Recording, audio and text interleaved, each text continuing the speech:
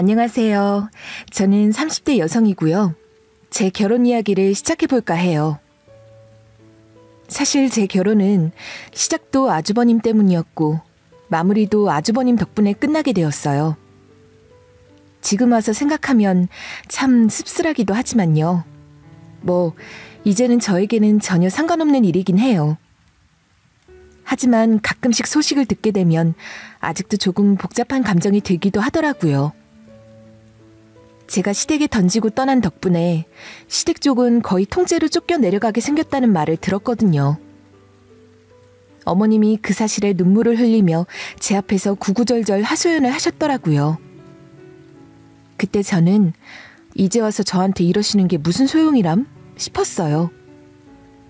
그래서 마지막으로 어머님께 한마디만 던졌죠. 본인 탓이나 하세요. 그리고 그냥 전화를 끊어버렸습니다. 이제 그 집안일에 더 이상 관여하고 싶지 않았거든요. 처음부터 그 난리를 치더니 결국에는 이런 결과를 맞이하게 된 게 당연하지 않았을까 싶어요. 처음부터 뭔가 잘못된 것 같았거든요. 신랑을 처음 만났을 때부터 그는 항상 형에 대한 이야기를 많이 했어요. 우리 형은 정말 대단한 사람이야. 어릴 때 영재반에 있었고 중학교 내내 반장도 했어. 서울에서도 제일 좋은 대학을 나왔고 지금은 대학 교수로 일하고 있어. 유학도 학교에서 지원받아서 갔는데 그때 나도 영국에 한번 가봤거든? 진짜 좋더라. 신랑이 이렇게 만날 때마다 형 자랑을 하는 거예요. 형이 있어서 자기도 너무 좋다는 말을 자주 했어요. 그때까지만 해도 저는 그저 형제끼리 사이가 좋은가 보다 생각했어요. 우애가 좋은 집안이니 나쁠 게 없다고 생각했죠. 나도 형님 부부랑 친하게 지내면 좋겠지. 이렇게 생각하면서 말이에요. 외동딸로 자란 저에게 형제가 있다는 건 정말 좋은 일이 될 것 같았어요. 하지만 결혼 후 알게 된 진실은 달랐어요. 결혼을 하고 나서 보니 신랑은 형을 거의 떠받들다시피 했고 시어머니도 형을 집안의 어른처럼 대하셨어요. 저렇게까지 큰아들에게 집착을 하시다니 우리 신랑한테는 저렇게 안 하셔서 다행이야. 이렇게 생각했던 기억이 나네요. 다행히 저와 형님은 처음부터 사이가 좋았어요. 형님이 워낙 털털한 성격이셔서 신혼 초 시어머니 때문에 힘들었을 때도 형님 덕분에 잘 넘어갈 수 있었어요. 그때까지만 해도 그래도 형님이 우리 편이 되어주시니까 괜찮다고 생각했어요. 사실 결혼 생활 동안 시어머니의 관심은 항상 형님 부부에게만 쏠려 있었어요. 그래서 형님이 무척 힘들어 보이셨어요. 나중에 알게 된 사실인데 시어머니는 형님과 아주버님의 결혼을 처음부터 반대하셨다고 하더라고요. 형님이 임신하셔서 어쩔 수 없이 결혼을 허락하셨다는 말을 들었을 때 정말 놀랐어요. 시어머니가 처음부터 저에게 이런 이야기를 하시더라고요. 아이가 안 생겼으면 결혼도 안 시켰을 텐데. 그러니까 신랑한테 잘하고 시댁에도 잘해야 돼. 이 말을 들었을 때 정말 당황스러웠어요. 처음 보는 제 앞에서 이런 말씀을 하시다니 솔직히 그때부터 뭔가 이상하다는 생각이 들긴 했어요. 그런데 그때는 그냥 지나쳤죠. 처음엔 시어머니가 유난을 떠시나 보다 싶었거든요. 그런데 시간이 지나면서 그런 모습이 더 자주 보이기 시작했어요. 어느 날은 형님이 조금 크게 웃으시기만 해도 시어머니가 바로 잔소리를 하셨어요. 너는 도대체 뭐가 그렇게 경박스럽니? 남편이 대학 교수면 와이프도 교양 있게 행동해야지. 어디 가서 교수 사모님이라고 불리고 싶으면 언행을 조심해. 경박하게 웃지 말고. 와, 진짜 이건 아니지 않나 싶었죠. 신랑한테 얘기했더니 신랑은 이렇게 말하더라고요. 우리 엄마 원래 형수님한테만 조금 심하게 하셔. 그 결혼을 반대하셨으니까 그런 거야. 저는 그 말을 듣고도 이해가 되지 않았어요. 반대했다고 해서 이렇게까지 하는 건 너무한 거 아닌가 싶은 생각이 계속 들었죠. 결혼 후 시어머니의 형님에 대한 간섭은 더 심해졌어요. 시어머니는 항상 형님에게 뭐든지 시키시고 늘 형님에게만 잔소리를 하셨어요. 우리 교수 아들 밥은 잘해주고 있니? 남편 옷은 항상 브랜드에서 사주고 달에서 깔끔하게 입혀야 해. 그래야 사람들이 우리 아들도 인정해준다고. 매번 이런 말을 들으면서도 형님은 아무 말도 안 하셨지만 저는 그 상황이 너무 답답했어요. 왜 아주버님은 가만히 계시는 거지? 형님이 저런 소리를 듣고 있는데. 이런 생각이 계속 들었어요. 두 분이 정말 연애 결혼을 하신 게 맞나 싶을 정도였죠. 어느 날 신랑에게 이런 말을 했어요. 당신 형이 형수님 편을 들어주셔야 하는 거 아니야? 시어머니가 너무 심하게 구시는 것 같아. 그러자 신랑이 대답하더라고요. 우리 엄마가 예전에 형이 형수님 편을 들자마자 혈압이 올라서 쓰러지셨어. 그 이후로 형도 엄마 앞에서는 형수님 편을 안 들어. 형수님도 그걸 알고 어느 정도는 이해하고 계시는 것 같아. 그래도 형은 워낙 잘난 사람이니까. 그 말을 듣고도 저는 기가 찼어요. 그래도 그렇지. 아무리 형이 잘난 사람이라고 해도 형수님이 저렇게 힘들어하시는데 형이 가만히 있는 게 옳은 걸까? 참 이상한 집안이야. 이런 생각이 계속 들었죠. 그래도 시어머니의 관심이 저희 부부가 아니라 형님 부부에게만 쏠려 있어서 다행이란 생각을 했어요. 결혼 초반엔 형님이 저희 편을 들어주셨기 때문에 그나마 잘 넘어갔던 일들이 많았지만 시간이 지나면서 그 집안의 분위기가 너무 답답해졌어요. 이제와 돌이켜보면 그때 더 일찍 결정을 내렸어야 했다는 생각이 들어요. 그러던 어느 날이었어요. 시어머니가 그렇게 자랑하셨던 아주버님이 교수로 계시던 대학이 학생 수 미달로 문을 닫게 생긴 겁니다. 정말 큰일이었죠. 가장 충격을 받은 사람은 물론 시어머니였어요. 시어머니는 그동안 아주버님을 얼마나 자랑스러워 하셨는지 다 알잖아요. 하지만 이번 일은 시어머니뿐만 아니라 저희 신랑에게도 큰 충격이었어요. 신랑은 계속 걱정스러운 표정으로 저를 보며 말했어요. 아니, 우리 형이 그렇게 힘들게 공부해서 대학 교수가 됐는데 어떻게 대학이 없어질 수가 있어? 그 말을 들으니 저도 솔직히 걱정이 됐어요. 사실 요즘 지방 대학들은 학생 수가 줄어들어서 문을 닫는 일이 많잖아요. 특히 철학과 같은 과는 더욱 그렇고요. 과 자체가 사라지고 있는 상황이라 아주버님이 다른 대학으로 옮기기도 쉽지 않을 거라는 걸 알고 있었어요. 시어머니는 너무 충격을 받으셨는지 하루 종일 같은 말만 반복하시더라고요. 어떻게 대학이 없어질 수가 있어? 어떻게 교수가 잘릴 수가 있냐고. 우리 아들이 여태까지 얼마나 공부를 했는데. 진짜 시어머니 입장에서는 세상이 무너진 것 같은 기분이었겠죠. 아주버님이 교수라는 직책에 얼마나 자부심을 가지고 계셨는지, 또 얼마나 자랑스러워 하셨는지 알기에 그 충격은 말로 다 할 수 없을 거예요. 하지만 솔직히 말하면 아주버님은 이미 작년부터 이런 일이 일어날 걸 어느 정도 예상하고 계셨던 것 같았어요.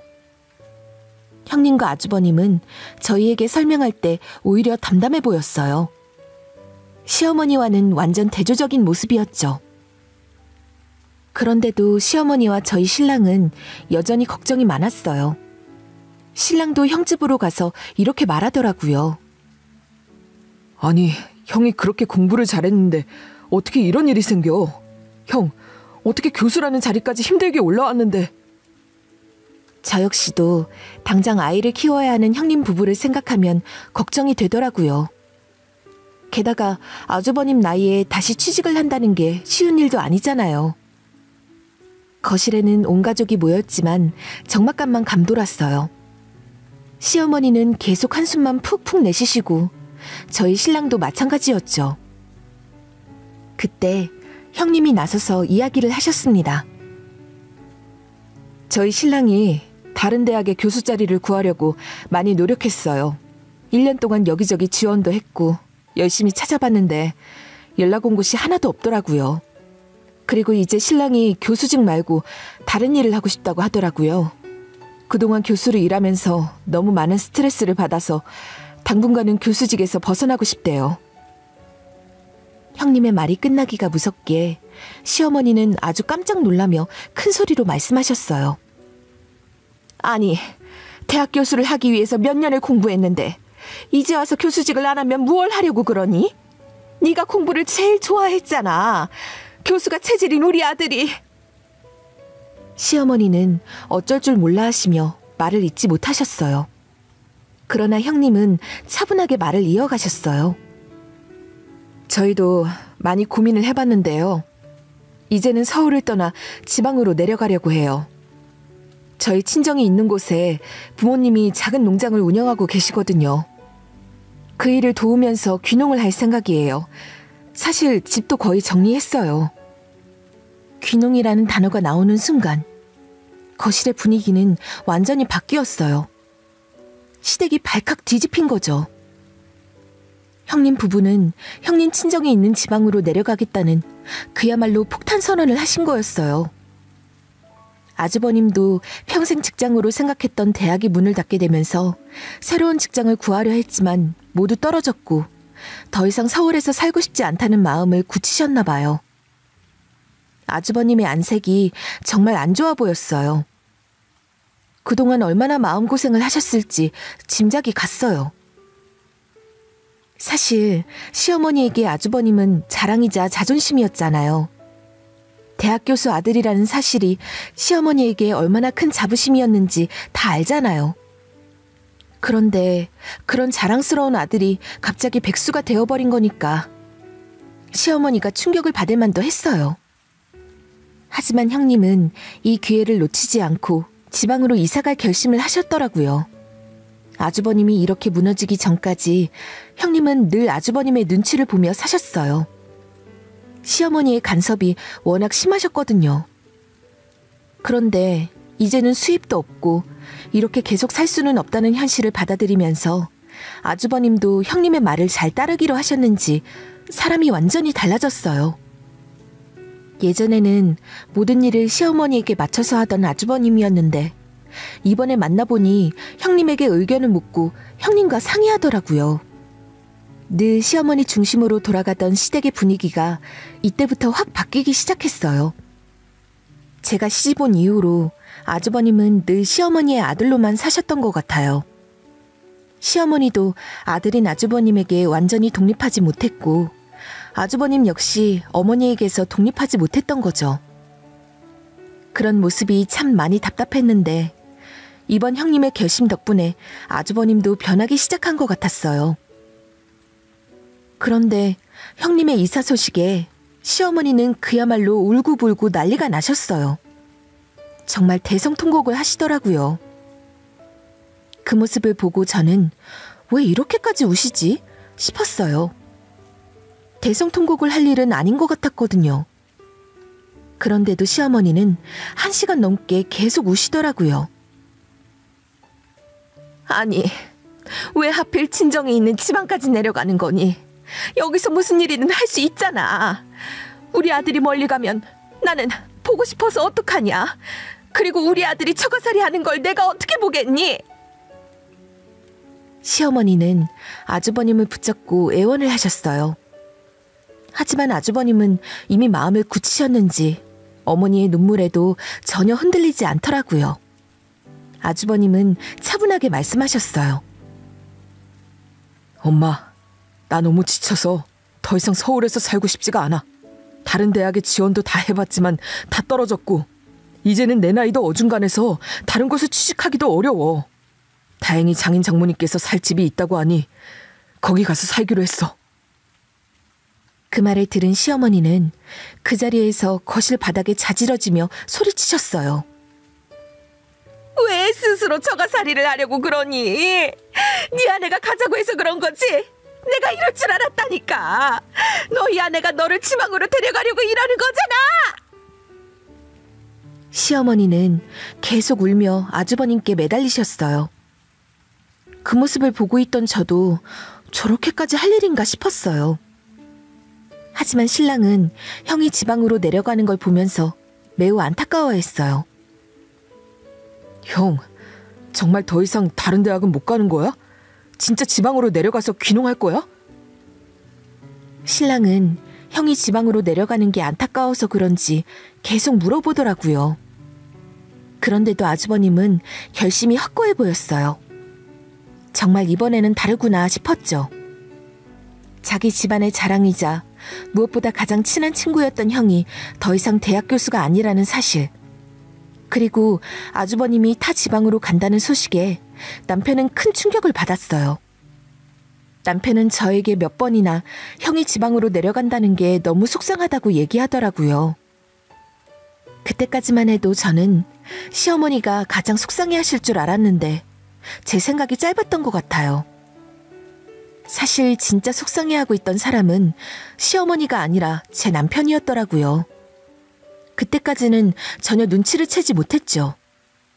형님 부부는 이미 모든 결정을 다 내린 상태에서 저희에게 그 사실을 알렸던 거였어요. 오히려 아주버님은 이미 마음 정리가 다 되어 있었는지 담담한 모습이었죠. 시어머니뿐만 아니라 남편도 충격을 받은 게 분명했어요. 하루는 남편이 술을 마시고 와서는 형에게 전화를 걸어 울면서 이러더군요. 형, 우리 형 어떻게 이럴 수 있어?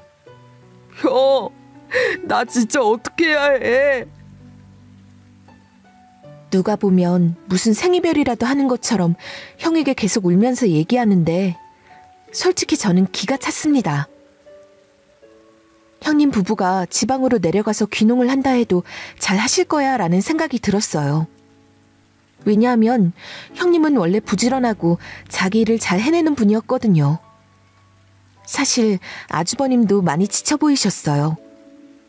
그래서 복잡한 도시 생활을 벗어나서 귀농을 시작하시면 오히려 더 좋을 거라는 생각이 들었죠.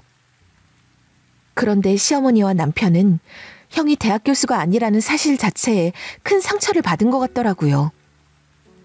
저는 솔직히 이해가 가지 않았어요. 대학 교수가 아니어도 아들이고 형이잖아요. 왜 굳이 대학 교수라는 타이틀에 그렇게 집착하는 건지 도무지 이해할 수가 없었죠. 그렇게 모든 일이 마무리되는 줄 알았습니다. 물론 그 사이 시어머니는 저에게 몇 번이나 전화를 하셔서 형님 흉을 보셨어요. 착한 우리 아들 꼬셔서 일부러 친정에 가서 살겠다고 한 거야. 나랑 아들 사이가 좋으니까 질투해서 그러는 거야. 시어머니는 정말로 큰며느리인 형님이 아주버님을 꼬드겨서 일부러 친정으로 가려 한다며 형님이 자신을 질투해서 이런 일을 벌였다고 믿고 계셨어요. 우리 아들이 귀하게 자라서 농사일 같은 건 절대 못할 텐데 네 형님이 일부러 그런 일을 시켜서 나한테 한 방 먹이려는 거야. 이렇게 형님 욕을 하셨지만 저는 솔직히 형님 편이었어요. 시어머니의 간섭과 아들에 대한 집착을 보면서 나라면 저런 상황에서 정말 못 살겠다는 생각이 들었거든요. 그래서 형님께 정말 선택 잘하셨다고 말씀드렸어요. 형님도 시어머니의 간섭에서 벗어나게 되어 너무 좋다고 하시더라고요. 게다가 형님과 아주버님의 중학생 아들도 자립형 기숙사 학교에 입학해서 더 이상 서울에 살 필요가 없었고 친정 부모님 일을 도우면서 더 편하게 살고 싶다고 하셨습니다. 저는 형님의 그런 마음이 너무 이해가 갔어요. 저에게도 친절했던 형님이 이제는 시어머니의 간섭에서 벗어나 평화롭게 살 수 있게 되었으면 했습니다. 그래서 형님이 정말 잘 되시길 바랐어요. 제가 이렇게까지 형님을 응원하게 된 이유가 있었어요. 저번에 형님이랑 속 깊은 이야기를 나눌 때였어요. 난 말이야, 정말 신랑 하나만 보고 결혼했거든. 첫사랑이기도 했고. 그래서 더 그랬던 것 같아. 그런데 10년은 젊어진다고 해도 다시는 돌아가고 싶지 않아. 시어머니가 내가 임신했을 때도 제사상 다 차리라 하시고 김장도 50폭이나 하라시더라고. 그때 너무 힘들었지. 신랑도 자기 엄마가 자기를 너무 사랑하는 걸 아니까 아무 말도 못하고 중간에서 나만 힘들었었어. 형님의 이야기를 듣고 있자니 제가 더 어이가 없더라고요. 그러면서도 형님이 왜 이렇게 빨리 서울 집을 정리하고 떠나셨는지 이해가 되기 시작했어요. 결국 형님은 한 달 만에 모든 것을 정리하고 친정이 있는 지방으로 내려갔어요. 형님 친정 부모님께서 미리 투자해 놓으신 집이 있었고 그 집으로 들어가서 바로 귀농 준비를 하셨더라고요. 아마 형님은 예전부터 이런 상황을 대비해서 미리 준비를 하고 계셨던 것 같았어요. 그러다 하루는 시어머니께서 저희 부부를 불러서 이야기를 하시는 거예요. 너희도 들었지? 그쪽 집에서 애들한테 집을 사줬다고 하더구나. 이야기를 하시는데 그게 사실 좋은 소식이잖아요. 그런데도 시어머니 표정은 점점 어두워지셨어요. 그리고 한숨을 쉬며 말씀하시더군요. 거기서 집을 해줬으면 우리도 뭐라도 해주는 게 맞지 않겠니? 그래서 지금 자동차 하나 사주려고 알아보는 중이야. 작은 애가 너희 형 탈만한 차 알아봐줬으면 좋겠구나.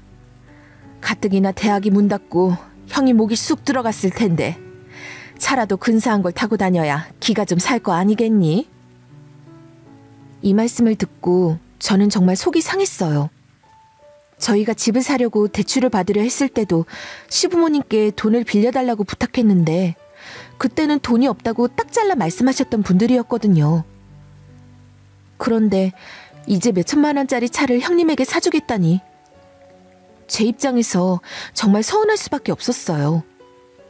그때는 제가 할 말이 없었지만 마음속에서는 참 여러 가지 생각이 들었어요. 형님이 지방으로 내려가고 이제 좀 더 편하게 살겠다는데 왜 자꾸 형님에게 뭔가를 더 해주시려고 하시는 걸까? 싶기도 했고 우리에게는 왜 그렇게 냉정하게 하셨던 걸까라는 생각이 들기도 했죠. 결국 시어머니의 그런 행동과 말들이 쌓이고 쌓여서 저도 많이 지쳐가고 있었던 것 같아요. 둘째 아들도 어머니의 아들인데 어머니는 항상 잘난 대학 교수 아들만 아들 대접을 해주시는 것 같아서 정말 서운했어요. 저희 부부에게는 형님을 본받아야 한다는 얘기를 지겹도록 하셨거든요. 아무리 형이 잘났어도 저희 부부도 어머니의 자식인데 왜 이렇게 차별하시는 건지 이해가 되지 않았어요. 그날 저는 남편에게 서운하다고 솔직하게 말했습니다. 당신은 뭐 어디서 주워온 자식이야? 형님네가 지방으로 가고 서울에서 집 한 돈으로 훨씬 여유로워졌을 텐데 게다가 친정에서 집까지 다 해주셨다면서 아주버님한테 차까지 사주신다고 하니까 솔직히 난 너무 서운해. 남편은 한숨을 내쉬며 답하더군요. 우리 집은 원래 형 위주로 돌아가니까 그래. 엄마는 형을 대학 교수로 만들겠다고 정말 돈을 빌려가면서까지 형 뒷바라지를 했거든. 엄마한테 형은 자존심이기도 해. 그런데 그런 형이 멀리 지방으로 내려가니 엄마가 더 마음이 안 좋으신 거겠지. 저는 남편의 말이 도무지 이해가 되지 않았어요. 그래도 그렇지. 너무 차별하시는 거 아니야? 형님은 어머니 간섭에서 벗어나서 너무 좋은 선택을 하신 것 같은데 왜 자꾸 형님 욕을 하셔? 오히려 난 고마워해야 할 일이라고 생각해. 아주버님이 이제 실직자신데 친정에서 도와주셔서 귀농이라도 할 수 있게 된 거잖아. 남편은 고개를 끄덕이며 말했어요. 그래서 엄마가 차라도 한 대 사주고 싶은 거야. 그나마 뭐라도 해줬다고 생각하실 수 있게. 또 엄마 입장에서는 처가살이가 마음에 안 드니까 그런 마음도 있으시고. 그때 정말 뭐라고 한마디 더 하고 싶었지만 괜히 제 입만 아플 것 같아서 그냥 알았다고 했습니다. 그리고 얼마 뒤 형님네는 이사를 마쳤고 시어머니는 그 다음 주에 바로 형님네가 있는 지방으로 가자고 하셨어요. 사실 저는 가기 싫었어요. 이사한 지 일주일밖에 안 됐으니 아직 정리도 안 됐을 텐데 한 달쯤 있다가 가면 좋겠다고 말씀드렸지만 시어머니는 제 말을 완전히 무시하더라고요. 남편도 엄마가 가자는데 뭐 어쩌겠어. 그냥 가자 하면서 제 의견을 무시했어요. 그때부터 저는 뭔가 잘못됐다는 생각이 들었어요. 형님네는 아직 초대도 하지 않았는데 무조건 내려가야 한다고 고집을 부리는 시어머니 때문에 솔직히 저는 형님께 미안하기만 했습니다. 그런데 막상 형님 댁에 도착해보니 미안할 일도 아니더군요. 오히려 형님도 우리가 빨리 내려오길 바랐던 것 같기도 했어요. 아파트 앞에 도착했을 때 여기가 정말 맞는 주소인지 10번도 넘게 확인했어요. 정말 예상하지 못한 크기의 집이었거든요. 70평대 복층 아파트를 처음 봤어요. 방이 5개나 되고 화장실만 3개, 그중 하나는 히노키탕까지 있어서 반신욕하기 딱 좋겠더라고요. 집이 너무 좋아서 저도 감탄이 절로 나왔습니다. 거기에 가전제품과 가구도 모두 새 제품이었어요. 제가 형님 집 정말 좋네요, 부럽네요 라고 하니 시어머니는 저를 째려보셨죠. 집이 너무 좋아서 저도 놀랐지만 시어머니는 더 놀라신 것 같았어요. 기차 안에서도 형님 욕을 하셨거든요. 뭐 고작 20평대 집을 친정에서 해줬을 텐데 그런 집 받았다고 우리 아들 기죽이게 하겠어? 사실 서울에서 20평대 아파트도 대출받아서 산 저희에게 할 말은 아니었죠. 그런데 예상과는 달리 형님네 집은 너무나 크고 좋았고 형님 부부도 너무 평온해 보였어요. 그걸 보니 시어머니의 표정이 점점 어두워지시더군요. 그때 형님이 거실 소파에 제일 먼저 앉으시더니 시어머니를 보며 이렇게 말씀하셨어요. 어머니, 이제 신랑 걱정 안 하셔도 돼요. 이 사람도 공기가 좋고 사람도 많지 않아서 여기가 참 마음에 든대요. 그러니 이제 큰아들 걱정하지 마시고 전화도 그만하세요. 저희는 알아서 잘하고 있고 저도 이제 교수 와이프라는 무게에서 벗어나니 너무 편하네요. 형님이 다리를 꼬며 당당하게 말씀하시는 모습은 정말 부잣집 마나님이 따로 없었어요. 그야말로 자신감이 넘치시더라고요. 그러자 아주버님도 형님 옆에 바싹 붙어 앉으면서 말을 덧붙였어요. 엄마, 이제 걱정 안 하셔도 돼요. 이 사람이 생각보다 사업 수완이 좋아서 저희 부부 돈 걱정은 전혀 없어요. 장인 정모님도 농사터전을 잘 잡아주셔서 저는 트랙터나 타고 빙글빙글 돌기만 하면 돼요. 이렇게 좋은 곳에서 왜 그동안 교수방에 갇혀 햇빛도 못 보고 살았나 싶어요. 아무튼 처가 식구들 덕분에 저희 정말 잘 살고 있으니까 엄마는 앞으로 저희 걱정 마세요. 저는 이제 서울 근처엔 갈 일도 없을 거예요. 아주버님이 형님 손을 척 잡더니 어머님 표정이 갈수록 굳어가는 겁니다. 어머니의 그 경직된 표정이 눈에 확 띄었죠. 그런데도 형님은 아랑곳하지 않고 웃으시면서 말을 이어가시더군요. 어머니, 들으셨죠? 이제 저희 집 일은 제가 알아서 할 테니 앞으로는 어디서 뭘 샀는지 돈을 어떻게 썼는지 더 이상 간섭하지 마세요. 그동안은 애아빠가 벌어온 돈이고 어머니 덕분에 교수가 되었으니 이해했지만 이제는 교수도 아니고 애아빠가 돈을 버는 것도 아니니까요. 저도 이제 예전처럼 지내진 않을 거고 어머니도 빨리 적응하셨으면 좋겠네요. 그때 형님 뒤편으로 노을이 아름답게 펼쳐졌는데 마치 영화의 한 장면 같았어요. 그 순간 모든 것이 형님의 페이스로 넘어가는 것처럼 보였어요. 어머님은 아무 말도 하지 못한 채 그저 가만히 앉아만 계셨죠. 형님은 이제 친정에서 집도 해주셨다고 더 이상 아들 걱정하지 말라며 당당하게 시어머니 앞에서 선포하신 거였어요. 이제 자신이 돈을 벌고 가정을 이끌어 나가니 더 이상 시어머니의 간섭에 휘둘리지 않겠다고 선언하신 셈이었죠. 게다가 아주버님도 이제야 형님 편을 확실하게 드는 모습을 보였어요. 그동안 시어머니 편에 서왔던 아주버님도 이제는 상황이 달라졌으니 어쩔 수 없겠죠. 이제 처가 식구들과 함께 일하고 있는데 여기서 또 시어머니 편을 든다면 자신도 편하게 살 수 없을 테니까요. 아주버님은 머리도 좋고 눈치도 빠른 분이니까 그 정도는 충분히 알고 있을 겁니다. 솔직히 저는 그 광경을 보며 속이 시원했어요. 형님이 그렇게 당당하게 자신들의 삶을 지켜내는 모습에 감탄이 나왔죠. 하지만 시어머니는 놀란 눈으로 형님을 바라보며 그게 무슨 말이냐며 난리를 치셨어요. 아니, 친정에서 집을 해줬다고 나한테 이렇게 말하면 안 되지. 내가 우리 아들 대학 교수 만들겠다고 얼마나 고생했는데. 아들아, 너는 나한테 자존심이고 자랑이야. 네가 엄마한테 이러면 안 돼. 하시면서 어머님은 끝내 울음을 터뜨리셨어요. 그리고는 갑자기 화를 내시며 집을 나가셨습니다. 결국 우리도 어머니를 따라 나왔고 분위기는 완전히 초상집 분위기였어요. 그날 우리는 어머니와 함께 기차를 타고 하루 만에 서울로 올라왔습니다. 기차역에 내리니 공기부터가 지방과는 완전히 달랐어요. 저는 벌써부터 형님네 동네가 그리워지더라고요. 사실 시어머니는 원래 하루 자고 오자고 하셨는데 워낙 화가 나셔서 바로 서울로 올라올 수밖에 없었어요. 기차 안에서 어머니는 계속 불만을 토로하셨습니다.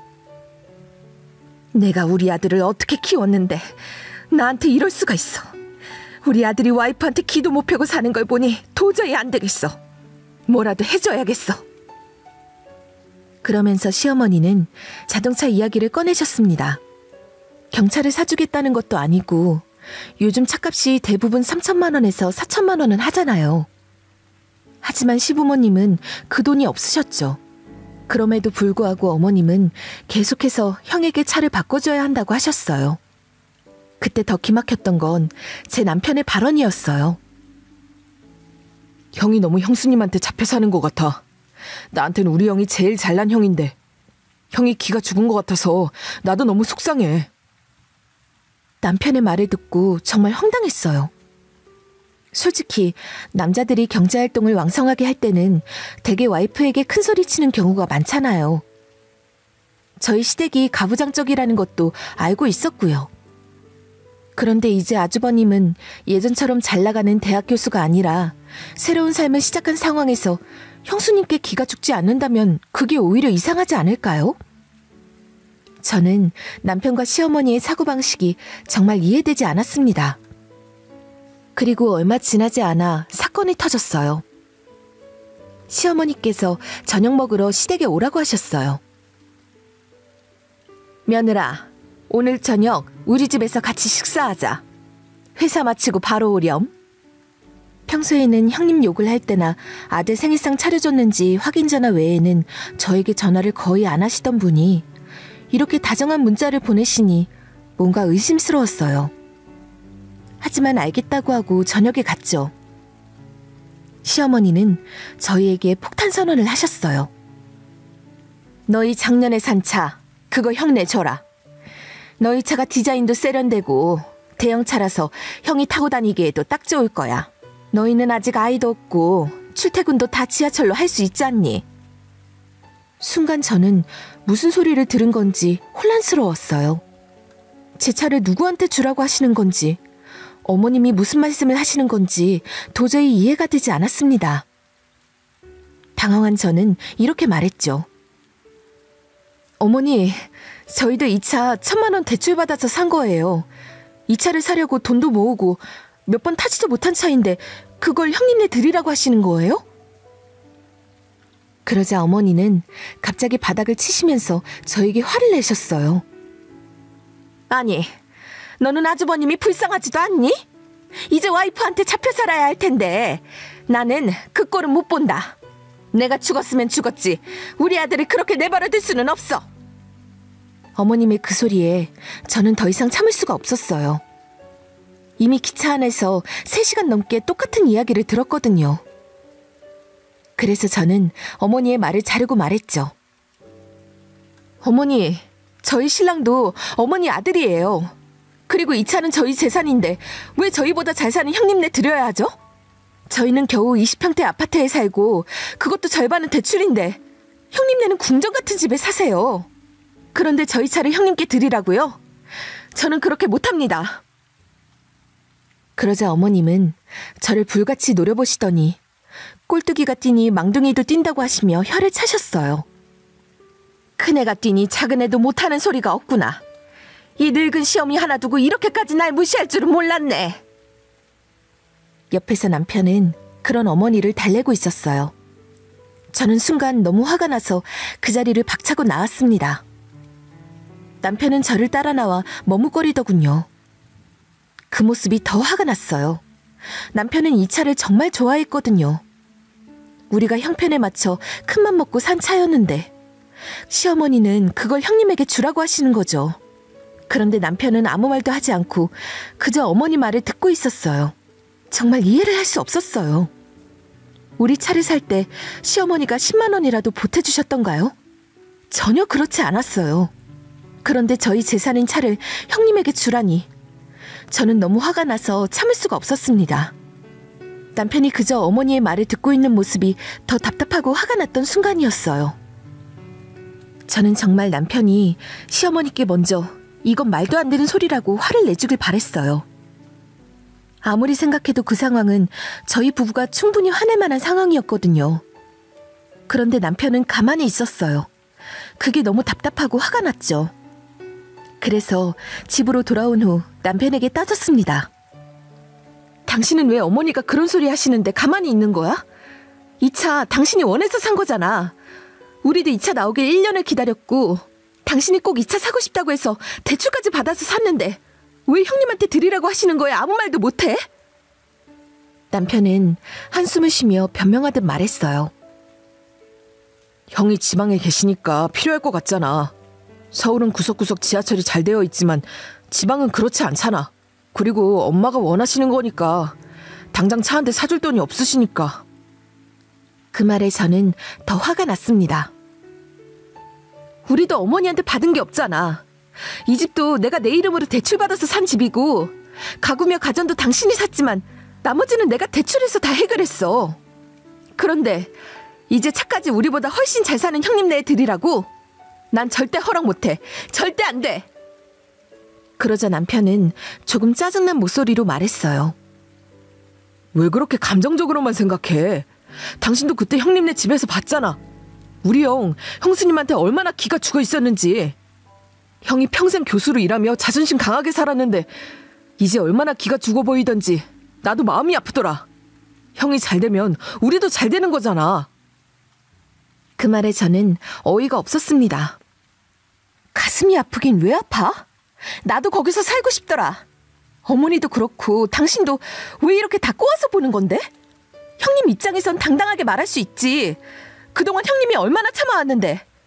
그리고 당신이 그렇게 1년 동안 모아서 산 차인데 당신은 형한테 차를 주고 싶어?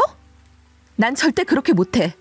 당신이 나를 부부로 생각한다면 다시는 이런 말 하지 마. 남편의 말을 들으면서 정말 이해를 할 수 없었어요. 시어머니가 형님 기죽을까봐 그러시는 건 어느 정도 이해한다고 쳐도 남편이 이렇게까지 형을 챙기려는 태도는 전혀 이해되지 않았습니다. 형제애가 좋다고 해도 이렇게까지 해야 하나요? 형이 대학 교수라고 해서 저희가 이득 본 게 뭐 있냐고 묻는다면 전혀 없어요. 결혼할 때 받은 냉장고 하나가 전부였거든요. 그런데도 남편은 차까지 드리려고 하니 기가 막혔어요. 게다가 형님네는 저희 부부보다 훨씬 잘 살고 있었습니다. 귀농을 하면서도 형님 친정에서 하는 국수 사업이 잘 돼서 형님 부부도 같이 일하고 있었고 지역 방송에도 나온 적이 있을 만큼 매출이 잘 나와서 저희보다 훨씬 여유로운 삶을 살고 있더라고요. 그런데 왜 굳이 돈도 없는 저희 부부가 형님네를 도와야 하는지 도저히 이해가 가지 않았어요. 다음날 아침 어머니께서 저한테 전화를 하셨어요. 그런데 자동차 이야기는 꺼내지도 않고 남편 식사 챙겨줬냐고 묻더군요. 갑자기 등줄기에 소름이 쫙 끼쳤습니다. 이제 나한테도 시어머니가 집착하려는 건가? 하는 생각이 들었어요. 남편은 이미 출근한 상태였는데 혹시 남편이 차를 끌고 갔나 싶어서 미친 사람처럼 주차장으로 달려갔어요. 남편은 평소 출퇴근할 때 자동차를 잘 타고 다니지 않거든요. 그런데 차가 보이지 않는 거예요. 몇 바퀴를 돌아봐도 없고 남편에게 전화를 걸었는데 받지 않더라고요. 모든 상황이 너무 불안하고 싫었어요. 그러다 얼마 뒤 남편에게서 전화가 왔습니다. 받자마자 남편이 차를 몰고 형님네로 가고 있다고 하더군요. 저는 전화로 단호하게 말했어요. 당신 지금 이대로 차 들고 형님네로 가면 다시는 우리 집에 들어오지 마. 바로 이혼할 거야. 나는 이렇게는 못 살아. 아이도 없을 때 헤어지자. 이렇게 내 의견을 무시하고 당신 멋대로 하는 거, 시어머니 뜻대로만 하는 거 더는 못 참아. 남편은 당황한 듯 말했어요. 지금 무슨 소리 하는 거야? 이 차 내 명의로 샀고 대출금도 내가 갚고 있어. 그러니까 내가 형한테 잠시 빌려준다고 뭐가 문제야? 남편은 결국 그날 형님에게 차를 주고 말았어요. 형님이 저에게 연락해서 미안하다며 차값을 보내겠다고 했지만 저는 형님께 괜찮아요. 그거 남편 돈이니까 저는 상관없어요 라고 차갑게 대답했습니다. 그리고 그날로 저는 남편과 이혼하기로 결심했어요. 시어머니는 형님에게 하던 잔소리와 집착을 이제 저에게 하기 시작했고 남편은 시어머니의 의견을 무조건 따랐어요. 저는 더 이상 그런 결혼 생활을 지속할 수 없다고 생각했어요. 신랑이 시어머니 말에 맹목적으로 따르는 모습이 정말 야속하고 이대로는 도저히 같이 살 수 없겠다고 느꼈죠. 아무리 시어머니가 기가 세다고 해도 남편이 제 편이 되어준다면 그 힘으로 버틸 수 있을 텐데 남편은 시어머니뿐만 아니라 형에게도 너무 의존적이었어요. 맹목적으로 가족들의 의견을 따르며 부부로서 함께 가정을 이끌어 나가는 게 전혀 되지 않았어요. 남편의 그런 태도에 결혼 생활 내내 지치고 힘들었습니다. 결국 이혼을 결심한 건 남편의 이런 성격이 가장 큰 이유였어요. 이혼하고 나서 반년쯤 지났을 때 전 남편에게서 뜻밖의 전화가 걸려왔습니다. 저는 사실 전혀 예상하지 못한 전화였죠. 그동안 남편과는 연락을 끊고 살고 있었으니까요. 전화를 받은 순간 남편이 어떤 말을 할까 궁금해졌지만 그의 첫마디는 다소 충격적이었습니다. 나 형수님이 하는 국수 사업에 가서 일하기로 했어. 형수님이랑 형이랑 이야기를 하면서 내가 당신에게 얼마나 잘못했는지 깨달았어.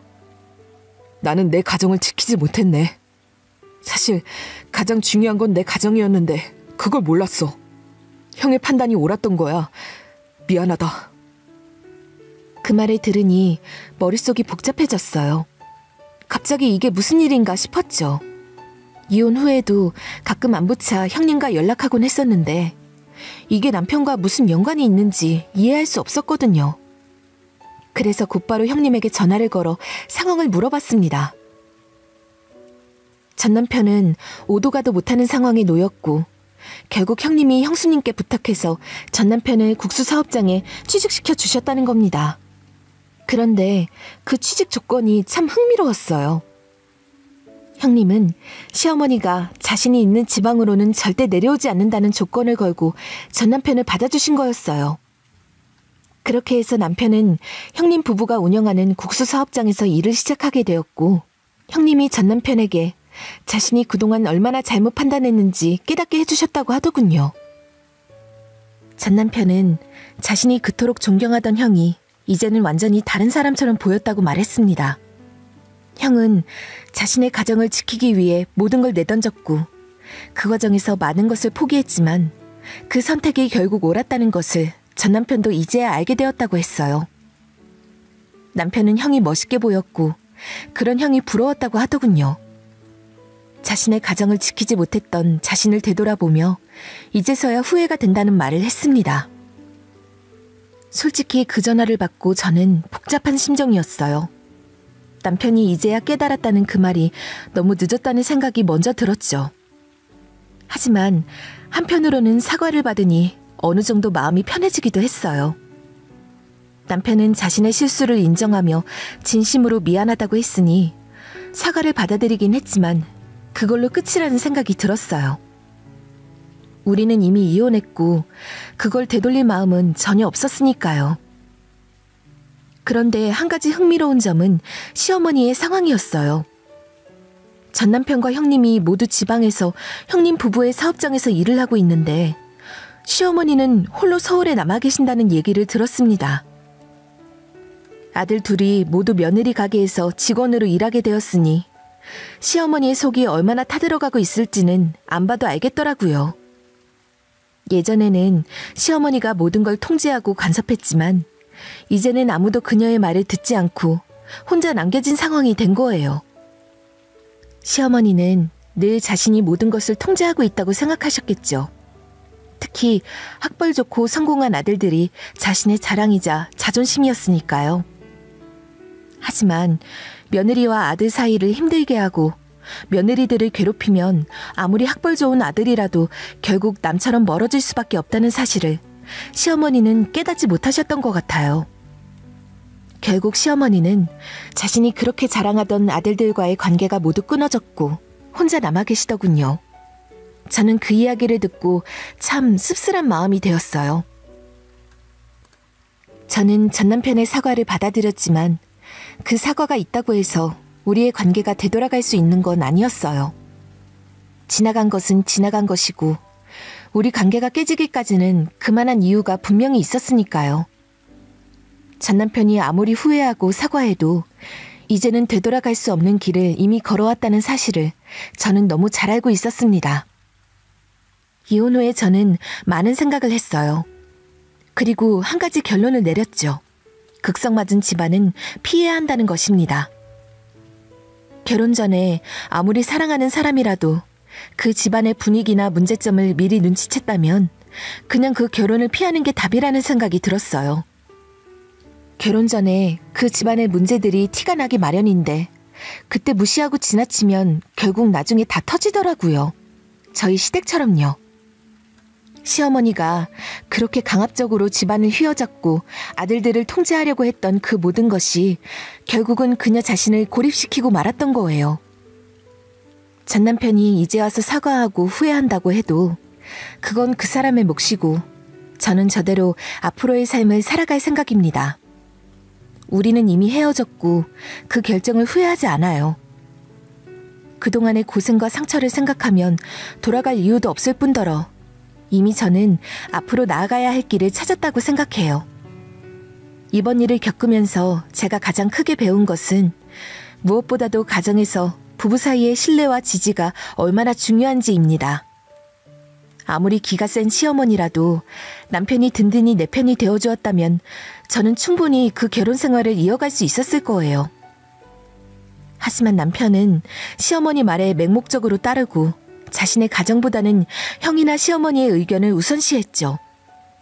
그게 바로 우리가 이혼하게 된 가장 큰 이유였습니다. 저희 시어머니는 지금도 홀로 서울에 계시고 아들들은 모두 멀리 떨어져 살고 있죠. 결국 시어머니가 그렇게 바라던 것과는 정반대의 결과가 나타났어요. 그녀는 남편과 형님을 통제하려고 했지만 이제는 아들들 모두 멀리 지방으로 내려가며 그녀와의 연락을 끊어버렸습니다. 참 아이러니한 상황이죠. 좋은 일을 하면 좋은 결과가 돌아오고 나쁜 일을 하면 그에 따른 대가를 치른다는 말이 딱 맞는 것 같아요. 저는 이제 저의 새로운 삶을 살아가고 있고 전 남편과 시댁의 일은 저에게 더 이상 중요한 문제가 아니에요. 그들은 그들대로 살아가겠죠. 그리고 저 역시 저의 길을 걸어가며 새로운 시작을 준비하고 있습니다. 이번 경험을 통해 배운 교훈을 잊지 않고 앞으로 더 좋은 삶을 만들어갈 수 있을 거라고 믿어요. 제 이야기를 들어주셔서 정말 감사합니다. 이 이야기를 통해 누군가에게 조금이나마 도움이 되길 바랍니다.